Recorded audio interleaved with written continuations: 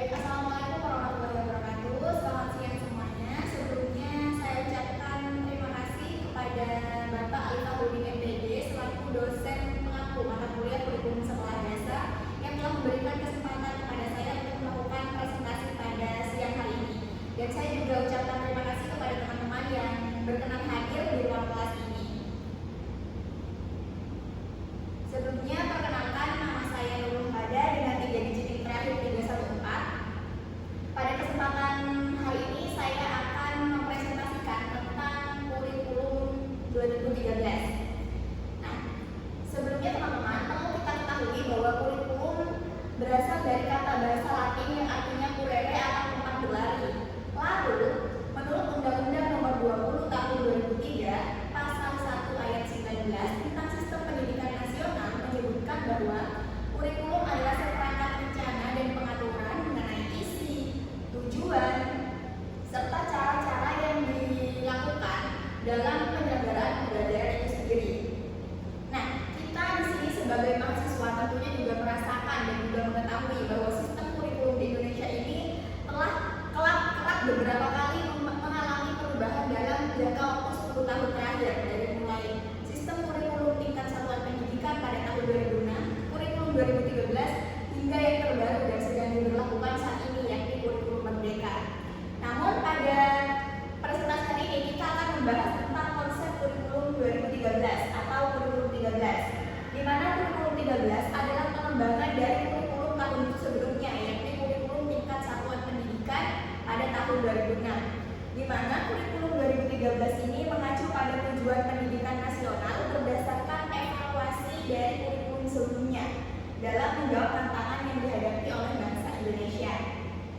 Nah, kurikulum 2013 ini teman-teman lebih mengacu pada kompetensi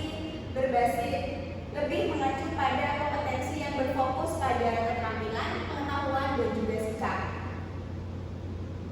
Lalu selanjutnya, ini ada beberapa tujuan dari kurikulum 13, di mana tujuan dari kurikulum 2013 ini adalah untuk menciptakan sistem pendidikan yang lebih berkualitas dan relevan dengan tuntutan zaman atau perkembangan zaman.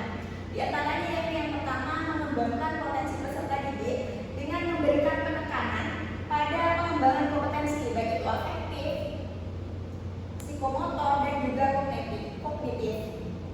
Lalu yang kedua, mengintegrasikan pendidikan karakter, di mana di dalam pembelajaran itu ditanamkan nilai-nilai moral dan juga nilai-nilai karakter kepada peserta didik. Lalu yang ketiga, pembelajaran tematik dan juga kontekstual.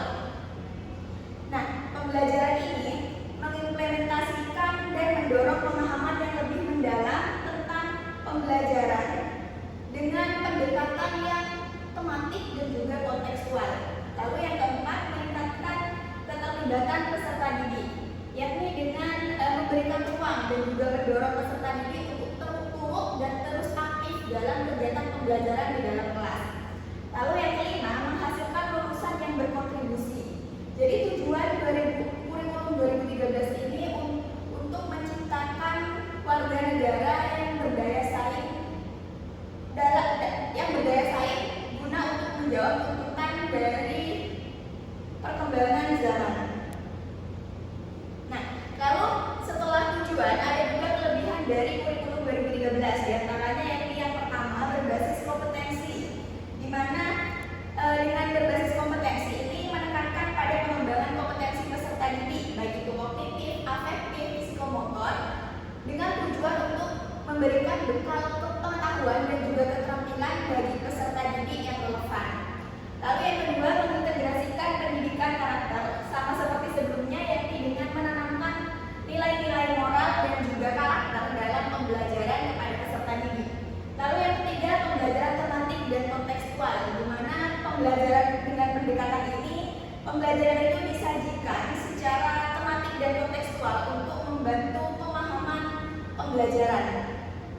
Lalu yang keempat, penilaian formatif. Nah, penilaian ini memberikan umpan balik kepada peserta didik dan juga guru dalam membantu meningkatkan pemahaman pembelajaran. Lalu yang kelima, pemberdayaan peserta didik. Pemberdayaan peserta didik ini dengan memberikan ruang dan juga mendorong peserta didik untuk turut dan juga terus aktif dalam kegiatan pembelajaran di dalam kelas. Lalu yang keenam, fleksibel dan adaptasi. Kurikulum 2013 ini bersifat fleksibel dan adaptasi, di mana kurikulum 2013 ini memberikan fleksibilitas dalam pengembangan sesuai kebutuhan peserta didik dan juga diadaptasikan dengan tuntutan perkembangan zaman tentunya. Lalu yang ketujuh, mendorong pendidikan inklusif dengan mengakomodasi semua keberagaman peserta didik. Yang kedelapan, keterkaitan antar mata pelajaran dengan mengurangi pemisahan antar mata pelajaran dan memperketat antar mata pelajaran itu sendiri. Jadi pelajaran itu tidak terlalu dipisah seperti pemisahan antara keterampilan dan pengetahuan, tetapi disatu padukan dalam sebuah pembelajaran. Lalu selanjutnya, mendorong kreativitas siswa. Dengan mendorong kreativitas dan inovasi siswa ini dapat mengembangkan dan juga mengasah peserta didik. Lalu yang terakhir adalah pemantapan literasi dan numerasi, yakni dengan meningkatkan pemahaman literasi dan numerasi pada peserta didik yang dilakukan oleh pendidik dalam kegiatan pembelajaran. Lalu selanjutnya, tantangan dalam penerapan kurikulum 13 ini diantaranya ada 4. Yang pertama ada kesiapan guru, di mana dalam hal ini guru itu ditantang harus dapat memahami konsep dan juga metode pembelajaran dan juga penilaian dalam kurikulum 2013, termasuk dalam kriteria penilaian berbasis kompetensi, yakni dari penilaian pengetahuan, keterampilan, dan juga sikap. Lalu yang kedua, keterbatasan sarana dan prasarana. Banyak di daerah terpencil, banyak sekali sekolah yang ternyata sarana prasarananya belum terpenuhi atau belum memadai. Jadi ini khususnya di bagian keterbatasan sarana dan prasarana ini memerlukan perhatian yang lebih dari Menteri Pendidikan ataupun pemerintah setempat agar penerapan kurikulum 2013 ini tidak terhambat oleh sarana prasarana yang menjadi penunjang utama dalam terjadinya pembelajaran di dalam kelas. Lalu yang ketiga, penilaian autentik. Nah, penilaian ini guru itu ditantang harus dapat melakukan penilaian yang mencakup sikap, keterampilan, dan juga pengetahuan secara objektif dan tentunya berkelanjutan. Lalu yang terakhir adalah perbedaan kemampuan siswa. Nah, tentunya dalam pembelajaran terdapat peserta didik yang beragam, termasuk cara belajarnya. Nah, dengan ini guru itu ditantang dalam penerapan kurikulum 2013, guru ditantang harus dapat mengikuti aktivitas pembelajaran dan bekerja sama dengan peserta didik dalam pembelajaran. Jadi guru harus memahami dan juga mengayomi setiap perbedaan cara belajar peserta didik.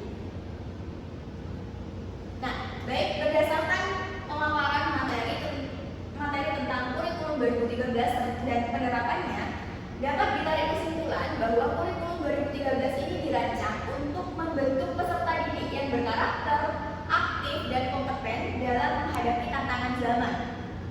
Dengan pembelajaran tematik, pembelajaran menjadi lebih bermakna dan kontekstual. Namun ternyata penerapan kurikulum 2013 ini masih banyak sekali menghadapi berbagai tantangan seperti kesiapan guru, sarana prasarana yang terbatas, dan kompleksitas penilaian. Sehingga dengan uraian tantangan yang sudah disampaikan, diperlukan kerjasama antara guru, sekolah, dan pemerintah serta orang tua untuk mengoptimalkan implementasi kurikulum ini secara berkelanjutan.